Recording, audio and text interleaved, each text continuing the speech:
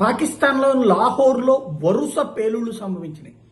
మూలిగే నక్క మీద తాటిపండు పడ్డం చందంగా తయారైంది పాకిస్తాన్ పరిస్థితి.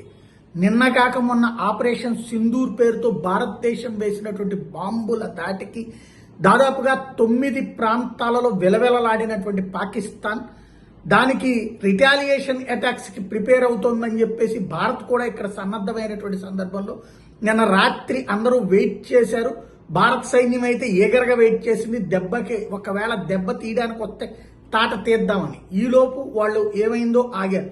అకస్మాత్తుగా చూస్తే ఇప్పుడు తాజాగా ఈ కాల్పుల మోతలు, అది ఈ పేలుళ్ళు, అది కూడా లాహోర్లో పేలుళ్ళు. చివరికి లవుడి నగరంగా, లవుడు స్థాపించినటువంటి నగరం అంటారు. రాముడి కొడుకు లవకుశల్లో లవుడు స్థాపించిన నగరమే లాహోర్ అంటారు. ఆ లాహోర్ నగరాన్ని వరుసపెట్టి బాంబు పేలుళ్ళు, చివరికి లాహోర్ ఎయిర్పోర్ట్ ని మూసివేయాల్సిన పరిస్థితి వచ్చింది.